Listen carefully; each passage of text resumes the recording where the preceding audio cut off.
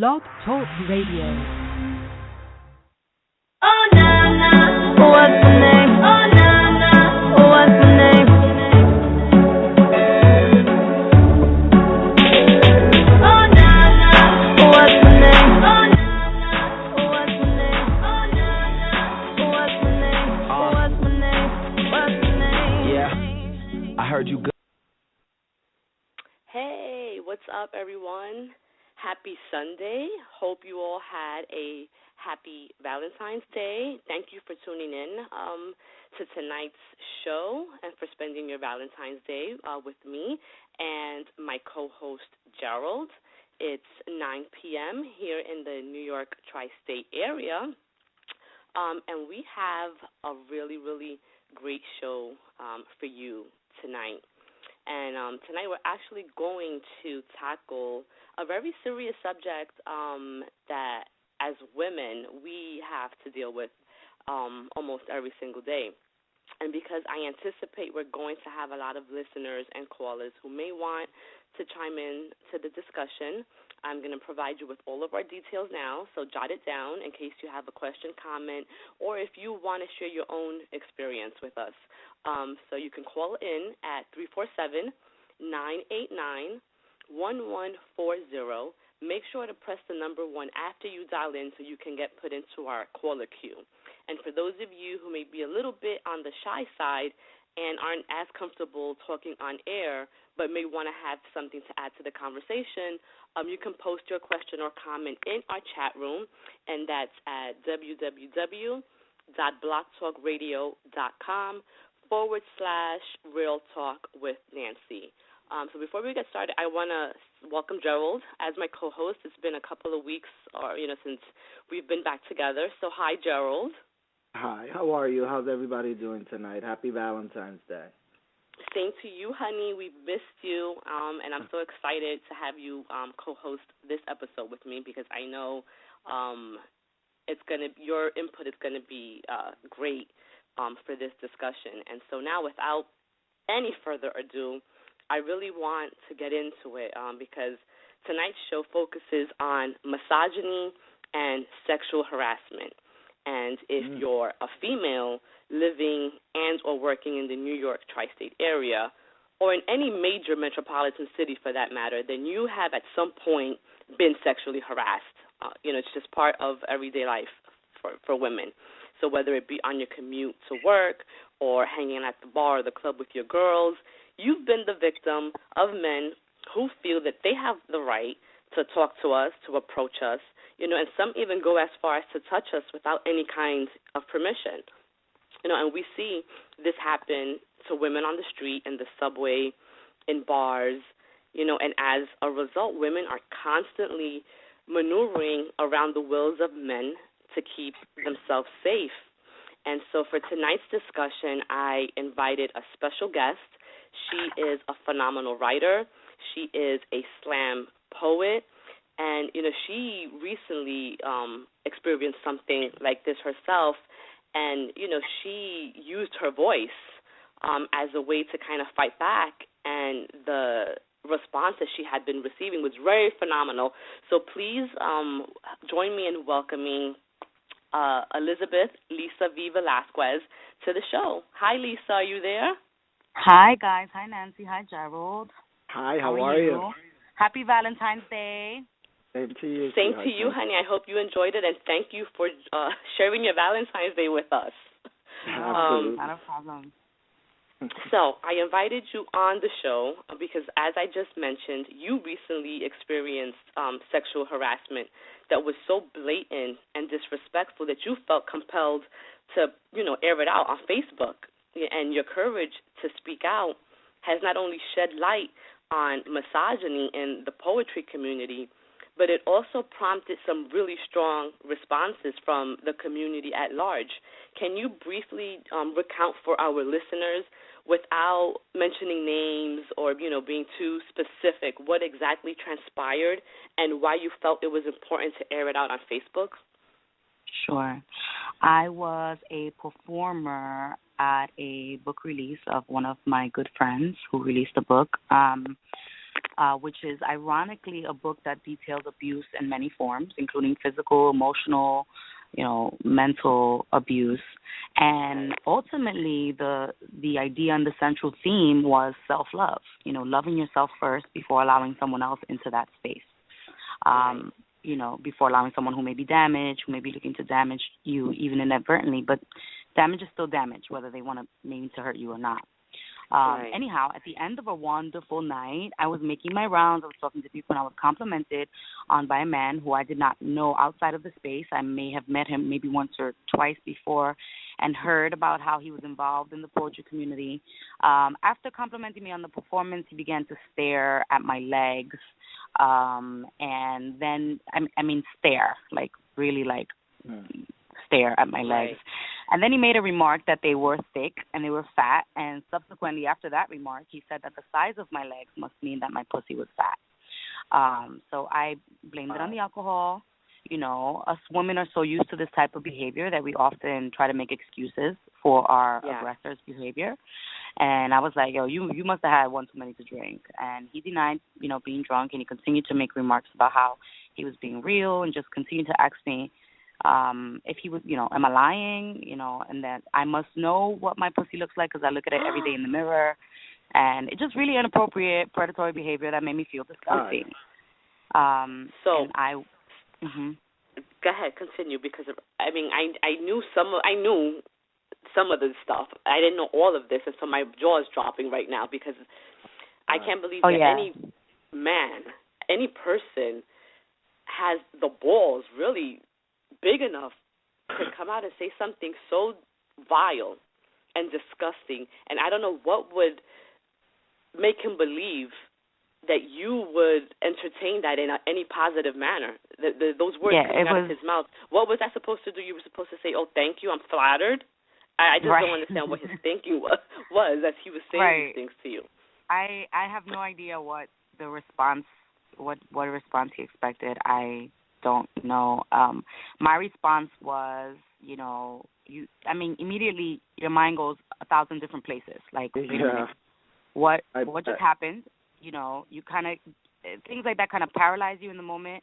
You recollect your thoughts. You think about, the space that you're in, and, we just came out of a wonderful event. I don't want to curse this guy out. I don't want to be this. You internalize things. You don't want to be the one to cause a scene, even though someone just violated your space. And I know you, and I know how vocal you are. So, so most women, who are outspoken and have very loud voices, our initial reaction would be, hearing you say this would be, oh, well, if this happens to me, then I'm going to curse this mother out. You know what I mean? Like, it's just, it's just what we say until we're put in the situation, and then you don't know, like you said, it paralyzed you. Correct. Yeah, always, even, in different situations that are not like this, it's like, well, if somebody was to come up to me and blah, blah, blah, I'm fuck them up. Whatever, and then you're in the situation and you're like, okay, wait a minute. There are so many other things that you have to consider. And so, like you said, like, I pride myself on being a loud Latina from the grittiest part of Brooklyn. Well, not now because it's, like, super gentrified, but back in the day, it was like, I just felt so small and so vulnerable and so violated. And I thought, how could this happen to me? How could someone think that it is okay to talk to me like that? And having discussions with other women, this happens a lot. We begin to blame ourselves and wonder, like, how could I have done something or anything differently to prevent this from happening to me?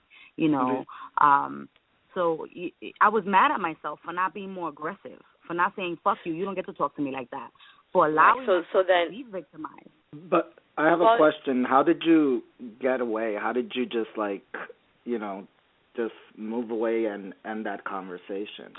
So I asked, I said, you must be drunk. He was right in front of me, and immediately I thought, like, after you were trying to make excuses. You were trying to give him an out, really, is what you were trying to do. Give him an out. You were trying to give him the opportunity. Like that, yes. Without being, in your face about it. Because as women, we really got to be careful about how we talk to these men, Yes. And so, and that's, another part of the problem that, we're having discussions on, that women often try to pacify an aggressor, because that's a form of self-defense, right? In order to protect myself. Well, and there's the thing, too, we accept this type of behavior because we almost talk ourselves into saying, well, this is normal behavior for men. This is just how they act, and we need to deal with it. We need to accept it. And then when we get approached this way, then it's like, okay, it's because he's drunk. And then, but what happened was once you aired it out there, you started to discover that, this happens all the time with the same individual. Right. And, it's like it's a defense mechanism. Like, I don't necessarily think that we accept it or want to accept it, but I agree with you. Growing up in this kind of environment where we've had to deal with, I've been dealing with this shit since I was 11 years old. Having, being a Latina and being, having a body at 11, I've had to deal with this shit. So we humor, dangerous individuals to keep ourselves safe, and that comes from years and years of learning that women are in a system that is not designed to protect us. So we form these mechanisms to keep us safe.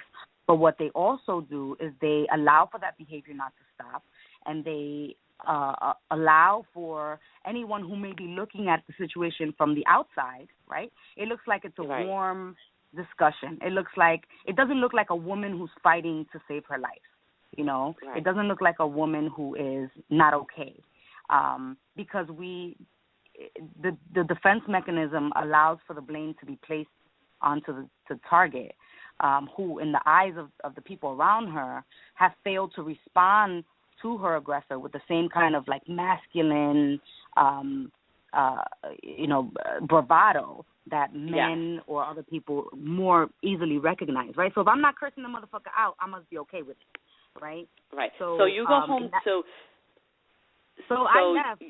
So how I left was I started walking away, and I was kind of laughing about it, and I was like, oh, this is where I exit stage right, and I'm gonna go now, and I just kind of walked away as he kept talking, and thankfully he didn't follow me. But in other situations, other women haven't been so lucky. They try to walk away, and the man follows them. So thankfully, he didn't follow me. I go home. I was so shaken. I was so pissed off. I was so angry. I couldn't sleep. And I hit up one of my male friends who I trust, and he was like awake at like 2 a.m, and I was like, yo, this shit just happened to me. I'm so fucking angry. I want to go fuck him up. I want to go write a poem. Like, I just was completely irrational. I had 1,000,001 things going on in my head. I was like, I want to go write a poem about how he violated me. I want to go perform it in his space. I want to violate him in his space. I want to make him feel like how he made me feel. I was all over the place. So, I got some sleep finally, and I said to myself, chill. Like we always say to ourselves, chill, whatever. Mm-hmm. It was stupid. Let it go. It's not the first. It's not the last. At least he didn't touch me. Right? You start to make all of these things. Right. You try to make excuses, and you try to reason. At least I walked away. At least he didn't follow me. At least, right?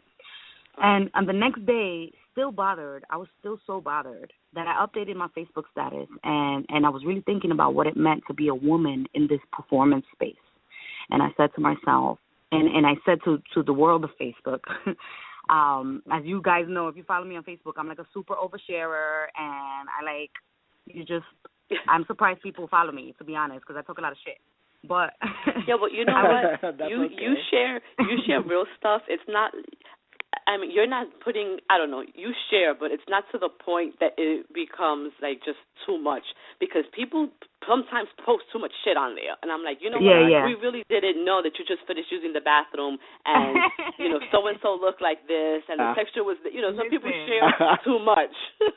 You know what? I think my Facebook and my Instagram accounts have gotten a little bit less traffic because I have a Snapchat now, and so now I'm, like, super oversharing on Snapchat, so they should never introduce me to Snapchat, but girl, I don't even know how to use Snapchat. I try getting on there, and that thing confuses me. I'm like, oh my God, I'm so old. I can't use this freaking app. My 15-year-old introduced me to it, and then she was like, I'm not going to be your friend because I know how you are. But then we made up. We're friends on Snapchat. But, so I updated my Facebook, and I was thinking about what it meant to be a woman in this performance space, and I said, being a woman and being an artist means to be called beautiful before you are called talented. And then I then said, check your spaces. And that was kind of my way of letting out what I was feeling and, kind of being in my own little way, contributing, to the world, that's not okay. It's not okay for you to comment on my appearance without there being a fucking conversation about it. Like, we were just talking about my performance. What does my legs have to do with the poem that I was just talking about, So that was kind of my way. And so what prompted this whole situation is that right after I posted that, this same person who had just said the most vile, inappropriate shit to me decides to post underneath that status and said something along the lines of, I can't help myself. I think you are bella, which means beautiful in Spanish, right? And so he's still continuing. He's crossing the line, though. He didn't get it. He didn't fucking get it. I'm like, wait, but Lisa, you're in a relationship? You're married? I mean, you're with someone, right? It's not like you're a single woman, right? So, okay. But I mean, and people that know you know that you're in a relationship. This is crazy. And whether I'm single or not has nothing to do with how. You're right. It doesn't matter. You're absolutely right. So right. Anyone, it doesn't. Having a male. He shouldn't have violated you. Period. But in your statement, you were clear about feeling respect in your space and. Thank you, Gerald. Was that not a clear statement? I thought it was a pretty clear. Yes, statement. and the nerve for him to even post something. They're like, that's okay. Right, and that automatically triggered me back to that space of the night before, and it made me angry at myself all over again. Here I was trying to make a point about how it's not okay to comment on my appearance, and here he was not getting it, the same person. And I said to myself, you know what? You really got to talk to this dude. You cannot let this eat you up the way it is. He clearly does not know how you feel. He clearly does not understand that this is not okay. And that is what I did. I hit him up immediately after he posted on my status, and I let him know, listen, you made me uncomfortable. This was not okay. I mentioned the behavior. I even mentioned the alcohol. I was very clear in my, I tried to be as clear. Yeah, you let it out, but in a good way. You weren't trying to bust anyone. Yeah, and as polite as, I tried to just be, to educate him in that, this was not okay. I think you were trying to give him an opportunity to own up to his shit, and Absolutely. He just didn't. And no matter how many opportunities you gave him, he just wasn't trying to hear it, and instead was just making excuses for his vile behavior. And my thing is that people make mistakes. I get it, but please, if someone is coming up to you and saying, you did this to make me uncomfortable, explore that. That person is giving you a chance, even in their most uncomfortable position, to say, how did I do that? Help me not do that again. But, even the statements that were used in the conversation with you, that's not appropriate in any forum. To talk to you about your private parts there in an open area like that with somebody that you don't even know. Right. Of the opposite sex, that is just so, it's so wrong in many ways. Right. It's not acceptable in any forum. Right. And when I even mentioned the alcohol in my email to him, I said, maybe you were drunk, even though that's not an excuse for the behavior, but to me, gave me many excuses for his behavior. Some of those excuses were that it was my fault that I felt disrespected. He's a poet, and calling my pussy fat was real talk. I don't understand the free speech plight of the poet. I don't get that he was just being expressive in his cultural right. He won't bother. Why he don't go to his mother if she got a fat pussy? Excuse my French, my but God, it's the same thing though. Really? Yeah. Because when you disrespect one woman, you're in essence disrespecting all women. So now, in the same breath, you can say this to one woman, then go say it to your mother or to your sister or to your wife or your daughter, whoever. And if you can't say those things to them, then you shouldn't feel like you can say it to any woman. And that's my point. Absolutely. And if you and my thing is, if someone is telling you that what you said was not okay, then don't make then excuses own up to for it. it. You That's know? the bottom line. You said it's don't not make excuses for it. It's not okay, you know. And it was crazy. It was like, you know, his words may have been ugly, but it was I who did not find the beauty in them. You know, it's my fault that I'm attractive, which was one of the fucking craziest things in that statement, in that response to me. You know, it was like, excuse me if I find you attractive. Yeah, Oh, wow. fucking excuse you. You know, that shouldn't. Wow, you know, and so many women who experience, you know, rape or predatory behavior, they get that. You know, they get, well, you shouldn't have fucking been wearing that. You shouldn't have been so pretty. You shouldn't have, you know, whatever. He basically made me the problem. You know, there was no apology given at that point. And after much, yeah. Go ahead. I'm sorry. Finish No, I'm saying, you know, after much thought, and, you know, I spoke with a few people after that because I was in tears. That response really, I thought that I was doing the right thing by speaking to him, and when he came at me the way that he did, it made me really sad for the state of women everywhere, and it made me really sad for the women that he would have to encounter in the future. It made me sad for his daughters. It made me sad for it just made me so. Unfortunately, you know, not even his daughters, but even his sons. You know, his sons that may have to but take he did his, wrong, you know, and that's his the problem. example. But I want to applaud you for speaking out and for putting it out there and even expressing yourself, because you know what? Anybody that's victimized at any time, you have the normal reactions. You question the same questions anyone would. But this guy, you know, unfortunately doesn't get it, and it is unfortunate that he's still out there thinking it's okay. But I do applaud you for speaking out. Right. So, Lisa, I know that I'm sorry, Gerald, but, you know, I know that when you spoke out and when you decided to kind of put him on blast, because you put him on blast and you named him and you let everybody know exactly what he did, which I think, one, was very brave, you know, and two, I think was necessary, because now it opened up everyone else's eyes to this person, and, you know, you ended up receiving an overwhelming amount of support, you know, straight just off of that post. And everyone was reposting, you know, your status updates, and everyone was saying, you know, how we need to band together to kind of eliminate this type of behavior. Now, did you expect to receive all of this support when you know, posted that status update, or did you, like, second-guess yourself? Because you're saying, now, I'm calling someone out now, and, you know, once you put it out there, you can't take it back. So were you surprised that you received so much support? I didn't know what to expect, honestly. You know, after I gave a lot of thought to that. I spoke to a few people before I made that decision.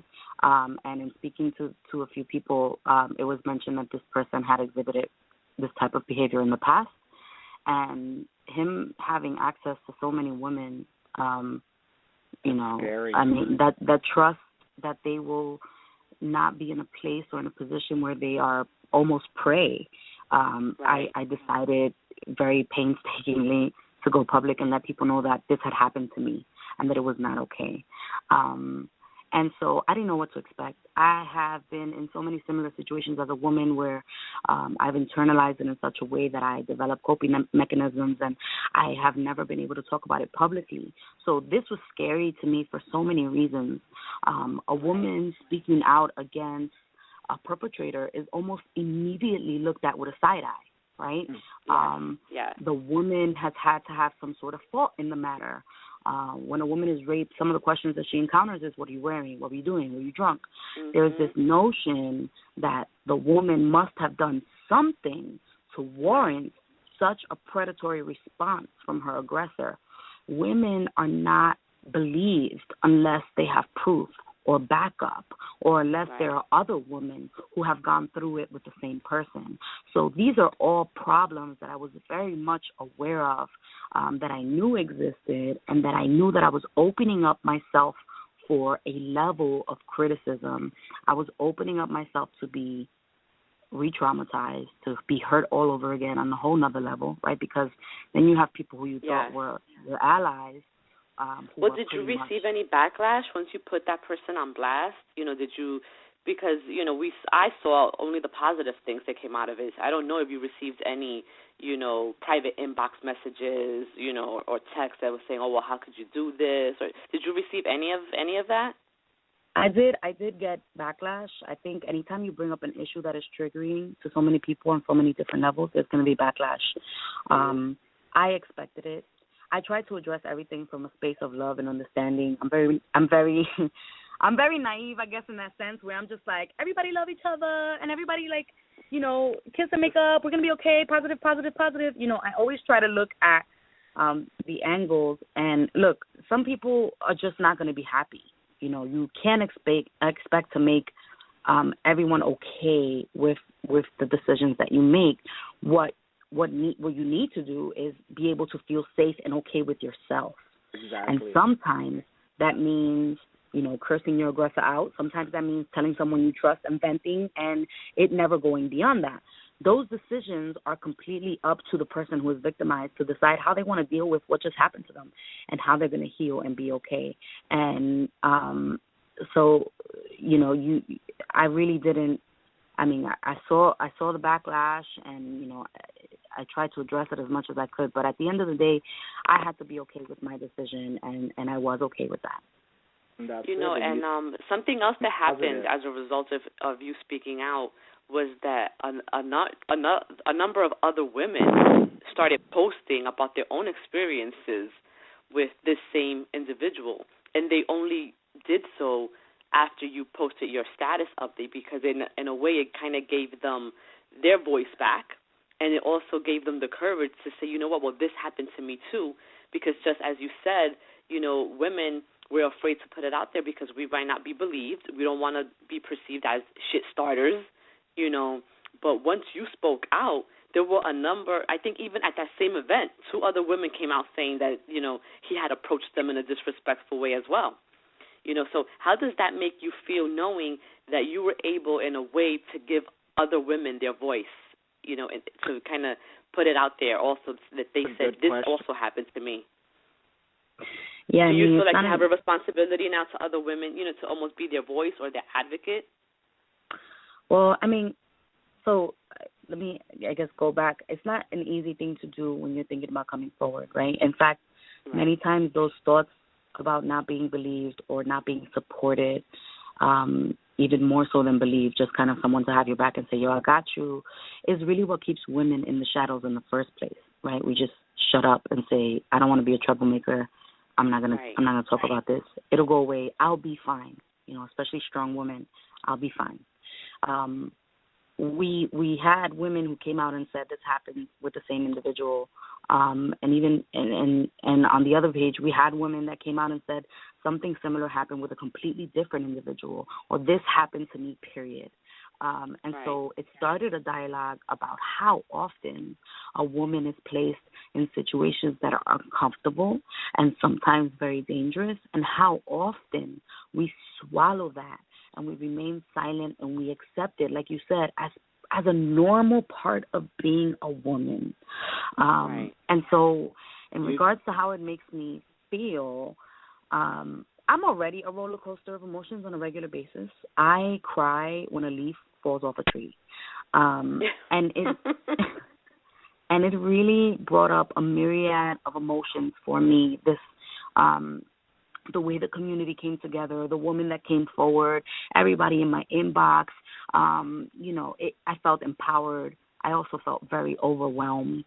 I felt a huge sense of relief for me, but I also felt a huge sense of responsibility for my daughter, for my fellow women, for my sisters. So do I feel like I have a responsibility to other women? I think women have a responsibility to have each other's backs.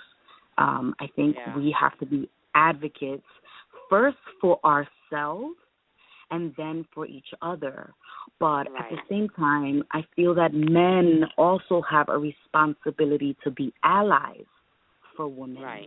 And I think it's important to note the difference between being an ally and being someone who is kind of taking, you know, like a savior. Being protected. Exactly, like the savior complex of being protective of the woman in your life. You don't want to be saved, kind of like J. Cole. Don't save her. You don't want to be saved, yes. But it's funny that you mentioned that, because you said something before as you were talking about women, especially strong women who brush it off and say, "Don't worry, I'll be okay."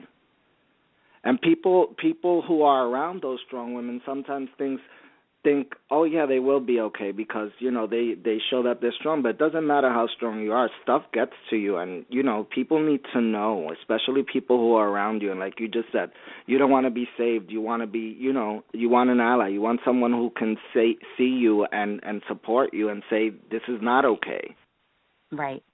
And that's exactly the conversations that are coming out of this. How do we want the men in our lives to support us? A lot of men in these situations will step up and immediately want to take control of the situation, right? They immediately want to be like, "Where he at? I'm going to fuck him up." Yeah. That's right. Yeah. That's the response, and it's and even that in the men's kind of, act of wanting to be there is controlling and is silencing, and is a man once again taking control of the situation, right? So, one of the things that, the best thing to do really is to listen to the woman in your life and allow her to make the decision about what she wants to do about the situation, right? And that's important, and I think that that's one of the things that is coming out of this. We have, organized a group of women in the community have been organizing, and we just had a meeting about what that looks like, and what we want, how we want our men to support us, and how we want them to, and one of those ways is really to just educate themselves about behaviors that are okay and not okay. It doesn't even have to be. Yeah. Because we want to have allies. But if this behavior was non-existent, then we wouldn't need to be even having these conversations, And exactly. This past August, Leesah, as you know, I had a workshop for teen girls, which you were a part of, and one of the segments revolved around sexual harassment and unwanted attention, for these teens who kind of are going through puberty.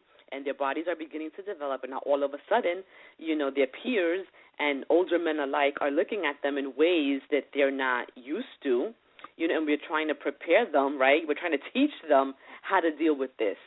And instead of teaching them how to deal with this, what we should be doing is educating, and teaching boys how to treat women and teaching them what is and isn't appropriate, behavior.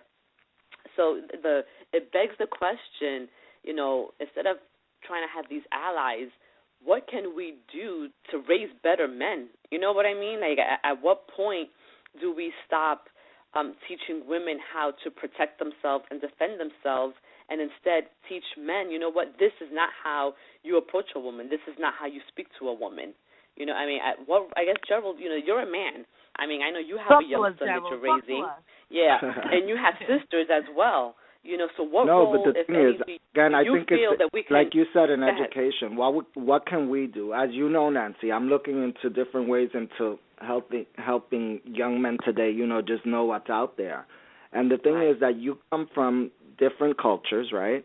And in some of those cultures, they have different ways of respecting their women. Yeah, right. Yeah. Some people make their kids think it's okay to hear my dad speak to my mom like this. It's okay to hear my dad speak to that girl down the block like this because everybody laughs it off. And then you have those fathers who, I want to add, part of it is cultural, but part of it is also generational. And I think that as we, go on in life and we continue to produce new generations of individuals, a lot of that old school thinking, like from the school of our parents and their parents, where, as Latinos, we grew up in a very, machismo environment. And so, yes, women were traditionally looked at as, second-class citizens. We had to kind of listen and obey, to our men and our fathers. But, we're really kind of getting away from that now, and so as we are, Nancy, have our children, we need to teach them better. We work in an environment where we meet a lot of different cultures. Like, the way they value their women. I mean, one day I was sitting in a lobby in the lobby of the hospital, and wife and this guy who had his wife, I don't know if they were Muslim or something, and she just smiled about something, and he slapped her and walked and just dragged her out of the... Yeah, okay, but you know what, though? But we're in America, and whatever culture or country they come from, that behavior is not acceptable here. And so I would challenge but it shouldn't be acceptable anything. anywhere, you know. And, right. and you know, this is a conversation that needs to be had, you know, far and wide, all over the world. Yeah, absolutely, you know, I agree. Regardless of the culture, this is not, you know, Muslim people are abusive or Latino men are, you know, abusive. This happens across cultures, across, you know, everything. And I think it's very important to make sure that we are not distinguishing, you know, specific, you know, cultures, and that's part of the reason why I omitted, you know, I mean, a lot of people saw it already on Facebook, but why I omitted the culture where this man was from, because I don't want to make it specific to a specific culture. This is a problem across the world. You know, women are have always been deemed as the weaker, you know, yes, we have. sex, and this is a larger issue. And in regards to men, you know, men also have defense mechanisms. You know, even the good men, even the allies, you know, have them. They'll say things like, you know, not all men are like that. You know, when women try to talk about this, you know, I've tried to talk about this with some dudes. Well, this guy disrespected me and this, you know, and immediately it's like, not all dudes are like that. You know, don't you know, blame one guy for the behavior of another guy. And you know what? That's often a moot point. You know, I think women are pretty aware that every man is not a rapist or a murderer or violent. Absolutely, you know? And I agree with you guys. But the thing is that you like as time goes on, and again, times change, you still have different ways of, I don't want to say repressing the way things should be when it comes to women, because I think we've made tremendous strides from way before our grandfathers' times, and it's just you still see these little incidences like the one I was using for an example. And it's not about culture, it's not about this, but it's still the fact that these things still exist, very much so. And that, you know, these types of behaviors, for example, that's something that while I was looking up information on this, when Nancy told me about the show, the amount of public disrespect that goes on in the trains and you walking down the street. I mean, I was walking with my sister not too long ago, and some guy just grabbed her hand and just kept holding her hand, and she pulled it away from him, like, why are you grabbing my hand? And he just smiled at her in awe. We were like, what the hell is wrong with this guy? Because they feel like they have all rights to do whatever they please, and that's part of the problem, you know. And I think also because our media, you know, is so infested and infiltrated with these misogynistic, you know, behaviors and images, that men think that it's all right, you know, to just treat women however they please, you know, and disrespect them. And, you know, because for the most part, women just kind of walk away. You know what I mean? Like, we don't make a big deal out of it. If someone comes up to us, we walk away. You know, kind of like what you did, Lisa, because we get caught off guard and we just don't want to deal with it. You know, so it's easier to walk away than have to put a man in his place. You know, and so, you know, I want to ask both of you, do you think that it's even possible to eradicate these types of behaviors when it is so pervasive on TV, in movies, in music, I mean, and even in our culture, the way we've been talking about?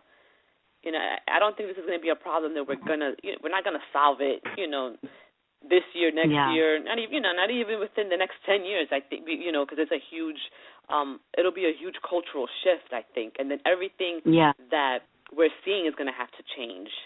But we have to start somewhere. I think we have to start somewhere. You know, I think, you know, by us saying, you know what, this is never going to change is not, you know, helpful, right? We have to do things that kind of go against the grain in order for change to happen. Right. But I do want to say, in defense of the men, because I don't want men to be like, yo, you know. But well, yeah, we're not bashing all men. We're just bashing the assholes. That's it. And if you're not a man that does that, then don't be offended. You can't be offended by it. We're only talking to them. I just want to say that the response from the men has been really dope. The men in the committee have stepped up and said, we stand next to you. We are behind you. There is an organization happening right now on the front of educating our men on behaviors that are not okay in their interactions with women. And this ranges from conversations around and education around consent to education about verbal sexual harassment, because a lot of men think, I could talk to a woman about her body parts as long as I'm not touching her, as long as I'm not, pushing myself on her, that's okay, and it's not okay. Discussions on what a safe space is, how they're very discussing. Important. Safe space, that's a big topic. Mm-hmm. To what I would really love to see? I would love to see women role-playing, the way men approach us, but do it like vice versa. So that they can see, because sometimes they have to really see and hear what it looks and sounds like to get it. Because, sometimes men are clueless. And so they may think that they're being flattering, to us. Right. But they're really being disrespectful because they just don't know any better. Exactly. And that's what is going on. I think overall, like, there needs to be, some more movement in getting awareness out there, because I think for both male and female, especially the young generation coming up, to understand exactly what we see, what we're living in, because sometimes they don't know what's going on. Because I'm honestly, and when you brought up this topic to me, Nancy, I started looking up stuff that I didn't know existed. Right. And I am extremely surprised of how much of this behavior goes on, and it's not even something that's like public knowledge, unless well, you know what I mean. Let's think about it though. We have all these public figures. I mean, look at Bill Cosby. Okay, he used to be this cookie cut, type of individual, and not all of a sudden, because there were always rumors behind him, but it wasn't until recently where people started believing his accusers, because it was just way too many of them. You know what I mean? So why does it take, 40 women to come out and say something so that people can finally start to believe that it's true? This is the thing, that men are not recognizing these behaviors in themselves. They don't know what this looks like. They think it's okay, and when they. I don't think they recognize it in each other either, Lisa. Because because then it also begs the question: what responsibility do men have to kind of check each other? You know what I'm saying? Like, because if you a man and you see another man being disrespectful, what responsibility does that man have to say, yo, you got to check yourself? That's not how you approach a woman. That's not how you talk to her. And this is why these conversations have to go down. Like, I wrote a poem about this because, of course, right, this is like my way of, my outlet, right? Right. And I performed it over at an open mic that I attended on Friday.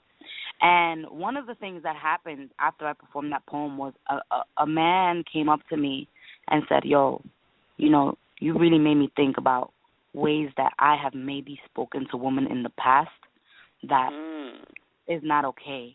That's great. That's amazing. And that was so, and he was just going in. He was like, that put my eyes to, I thought it was cool, to say that. But you really made me realize that maybe I should reconsider what I think is okay to say to a girl. And that right there was just like the best fucking thing ever, because that's what we want, for men to really be introspective and think about. And to listen, to really get it, to listen and to really get it. So. And so we've had a lot of discussion on, on the disrespect and kind of, how we ignore it and the mechanisms that we use to kind of deal with it. But, one of the things that I wanted to discuss during this conversation was, how do we start, to kind of really dig into it so that we make a dent into, stopping this type of behavior. Like, what kind of solutions are out there that we can begin to explore and teach not only men but also women. Like, if you feel uncomfortable, you say that. And if the motherfucker doesn't listen to you when you're saying it to him, then you got to say it to whoever will listen. Because once you put them on blast the way that you did, right, that's when, at first he still didn't get it. But it wasn't until people kept blasting him that he was like, yo, you know what, maybe I fucked up. Because then he did apologize to you, right? Yes, right after a few days, I got an apology. Right, well, right. Yeah, right. But and I have my own opinions as to why he apologized.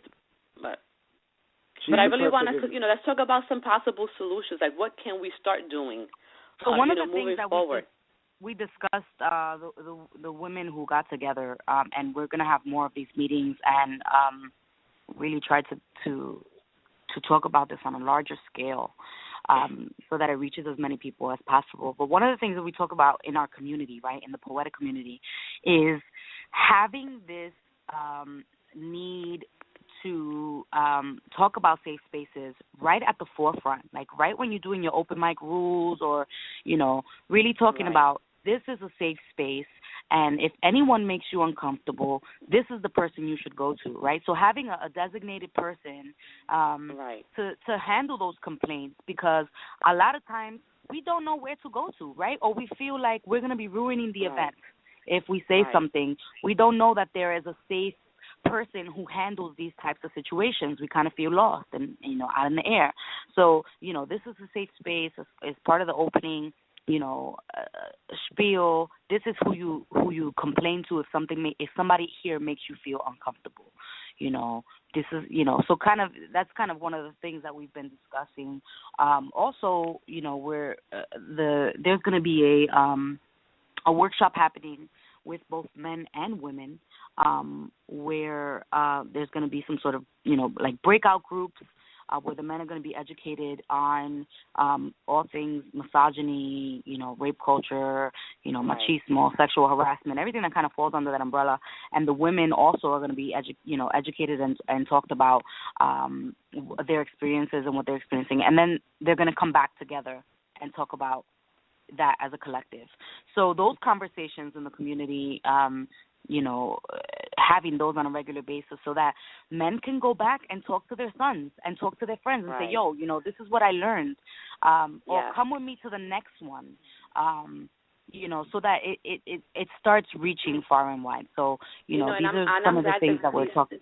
Yeah, this is important that these types of workshops start happening, because I think that what's going to start happening is we're going to start seeing a shift from the mindset, with men thinking that certain behavior is acceptable, where, based on what a woman is wearing, that she is soliciting some type of attention, where in fact maybe she just wants to look good for herself, because we do. I mean, we want to look good when we go out. And it's not necessarily because we want men, to look at us, but we want, to look in the mirror and say, you know what, I look good today. And so if we want to wear something. I stay looking good for me, let me tell you. Right, exactly. But I think that men get it in their head that women dress a certain way because they want men's attention, where in fact, I think that most of the time that really isn't why we get dressed up and why we get dolled up. We get, for ourselves and for each other, because we want the next woman to look at us and be like, damn, she look good, Like it's not often that we get in the mirror and like, yeah, I wonder if, I go out, how many men are going to look at me? I mean, I know I've never been that way. But I stay trying to look good because I want to look good for myself. About themselves, make sure that what they're doing, it's what they feel is good for themselves, and like Lisa said earlier, it's about, it's not funny when you said you want to exude love and positivity. Absolutely, all the time is what you should be doing, and no one should make you feel uncomfortable about doing that. Yeah, and you should go out there and just, as long as you're happy with the way you look and you're happy with being yourself, then you should be comfortable and free to go out there and feel that way. And thank you, Jeff. Worry about nonsense. One of the other that, and I know we're running out of time, but I want to mention is that, a lot of I want to talk about restorative justice. You know, what happens to men that have done this stuff? You know, what happens to them? And I think it's important to note that there are organizations out there that help with men who have been perpetrators. But it is not the job of the victim to help a man find restoration, right? Misogyny is not just boys will be boys. If you participate in this kind of behavior, you have to participate in your own treatment, right? You have to look for, if you really want to make a change, you have to look for how it is that you know, who's doing this work out there that you can reach out and say, I have, you see my little boy in the background? That's fine. I'm raising a little boy, and I'm trying to raise him to you know, to understand what consent is and permission. I mean, that's, you know, that's what we have to do. But I just wanted to say that because I got a lot of people say, you know, well, you know, what are you doing to help him and how he must feel with all of this? And my response to that is, you can't ask somebody who's been victimized to participate in the treatment and the restoration of their victimizer, you know. Right, and it's not your responsibility to do that. Right. Absolutely. But, you know, it is important. It's like telling a rape victim, you know, it's your responsibility not to go, you know, teach your rapist how not to rape the next woman. I mean, it's absurd. They have to take their own responsibility you know, and accountability for their actions. Yeah, if you really want to change, you go out there and you do the work and you find these places. And you know, we're going to also be putting together a list of places where people can go if they feel victimized.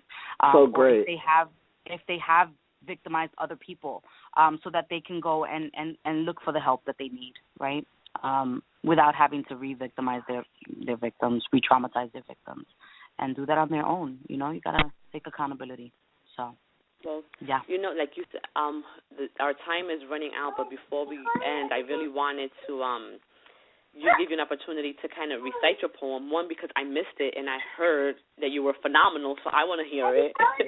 And I want to give our listeners an opportunity to really hear how dope of a poet you are, you know, because if they didn't know who LeesahVee Sick Prose was before, they're going to know who you are now.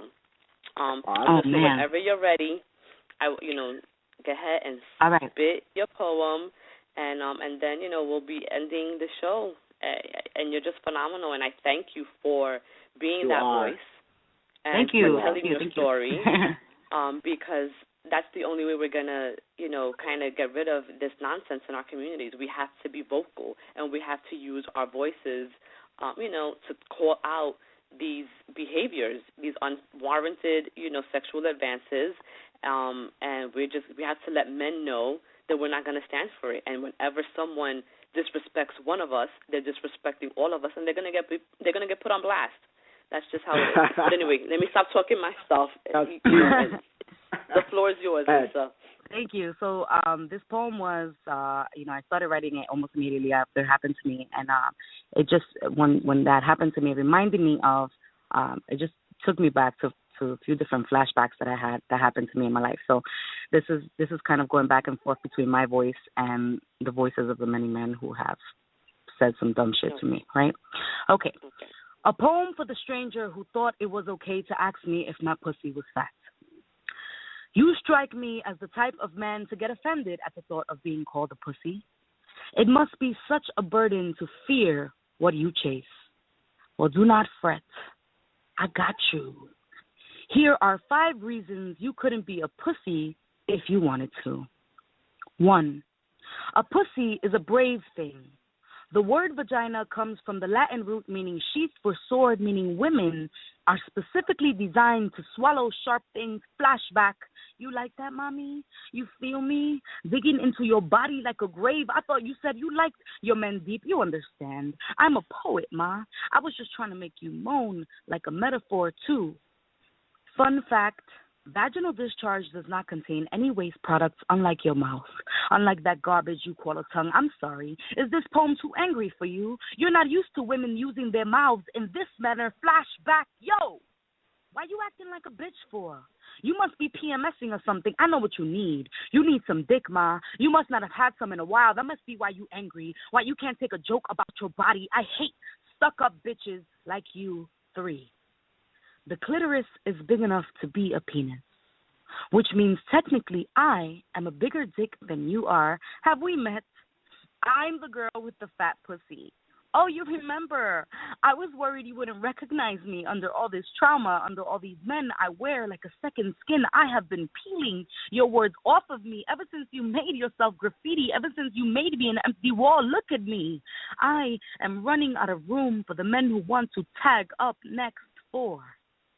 You can't be a pussy. A pussy is a self-cleansing thing. You's a dirty motherfucker 5.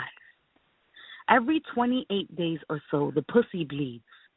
Menstruating is simultaneously a symbol of loss and renewal. I have been thinking about you like they said I should. They said you are a victim too. They say the same things you say. They said forgive him because a woman is a god. And what is a god without a sinner, without a cause to die for? They said die for you. They said I have been crucifying you, and I wonder if they can see me bleeding on this cross. Flashback.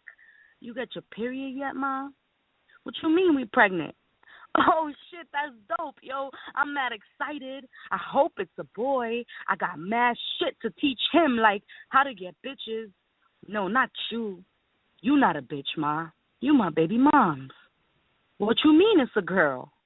Well, what am I supposed to teach her? Well, we're done. I'm not surprised at how dope this poem is. You are phenomenal indeed. I wish I would have been there on Friday. I mean, because to hear it here is one thing, but to hear it live, I could just imagine how you had that crowd, that night. So kudos to you. Thank you for this beautiful poem. Thank you. Thank you for hosting the conversation. Thank you for talking about it and, addressing it on your radio show. I really, really appreciate you, Nancy, and the work that you do on a regular basis. I know you do this work all the time. Too. So but you know what? That's what we're here for. We're here, for each other. We have to support each other, and whatever avenues that we have to get our voices out there, we have to do so. And this is just my small way of getting my voice out there in another capacity, and giving others opportunity to get their own voices out there too. It's all about supporting each other. Really, that's what it is. When one of us succeeds, we all succeed, girl. And, we're all going to be at the top together. Mark my words. But I want to thank you for spending, this hour with us. And before we end, what is the one takeaway you want people to get from your experience? I think one of the main things that I want to address women, and I want women to know it is never your fault, ever. I think that we always look for a reason why this happened to us, and that reason is never because of something that you did. So I want people to walk away with that. And lastly, just tell our listeners what's next for you and how they can connect with you, because I'm sure after this conversation they're going to want to. I will be featuring at the New York Poets Cafe on Friday, on the 19th. That's this Friday coming up. Please come. It's going to be dope. It's really going to be a phenomenal experience. If you've never been to the New York Poets Cafe on a Friday night, you have to go. And what better time to go than when I'm featuring, right? Yes. Self-plug. Yes.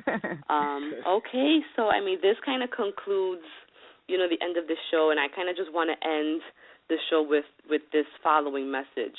Women in public spaces have incredibly low expectations of privacy or consideration. I, for one, don't go out expecting to be left alone. In fact, I prepare myself to kind of deal with unsolicited attention.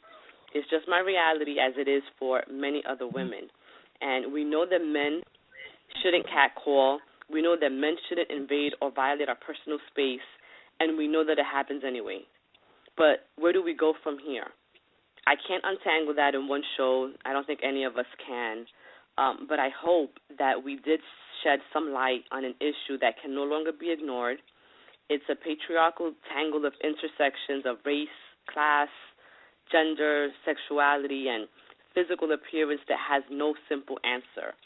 And so my hope is that through open communication, understanding, and education, we get to a place where our daughters no longer have to fear for their safety, nor do they have to worry about what they wear, what they say, or how they look to be interpreted as an invitation for disrespect and harassment.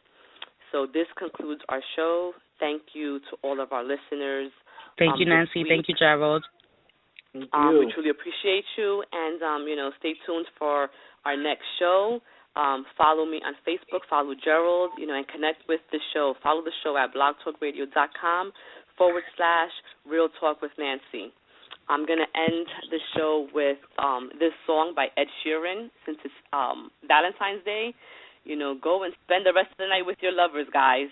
Thank you, Absolutely. and have a good night.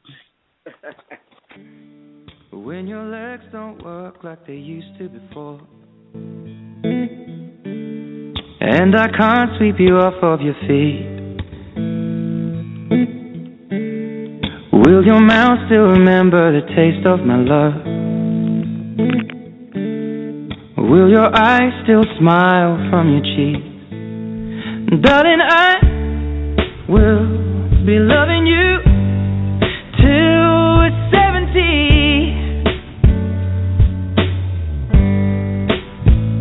And baby, my heart could still fall as hard at 23. And I'm thinking about how people fall in love in mysterious ways. Maybe just the touch of a hand. Well, me, I fall in love with you every single day, and I just wanna tell you I am. So honey, now take me into